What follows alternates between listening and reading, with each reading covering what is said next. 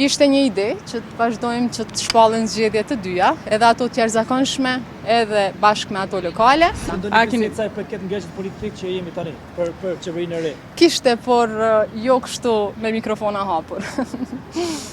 A ka pyetje tjera? Ju kërkoi presidentja që të ndërmerrni veprime më Presidentja edhe në letrën që e ka drejtuar për Kuvendin e Republikës Kosovës, pra kryesuesit të seancës, i kishte kërkuar që të gjitha partitë politike kanë për obligim që të gjejnë mënyrën që të diskutojnë, që të gjejnë mënyrën për të dalë nga kjo situatë. Të njëjta qëndrime natyrisht i paraqiti edhe sot, më tonë se si që thash jo formalisht apo me mikrofona të hapur, por gjatë fazës konsultave.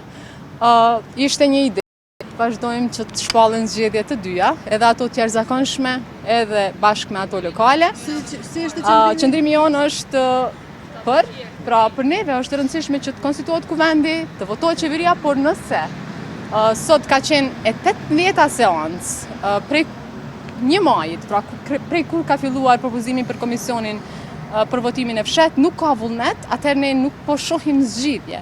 Prandaj edhe PDK-ja u pajtua, besoj që edhe kryetari i PDK-s mund ta thotë këtë. Ideja ishte e imja për faktin se edhe sot e përmenda në paraqitjen para mediave, për ata që kanë qenë aty, dhe ju referuan asaj deklarate, dhe unë isha shumë e vullnetshme që diskutojmë edhe për këtë, por ju e dini që duhet ta konstituojmë kuvendin, duhet ta shpërndajmë kuvendin, por për këtë duhet marrëveshje politike. Edhe një herë për ta qartësuar, qëndrimi i lëvizjes është që të konstituohet kuvendi, të votohet qeveria, por me që nuk ka vullnet politik, mund t'i kemi të dyja zgjedhjet bashkërisht.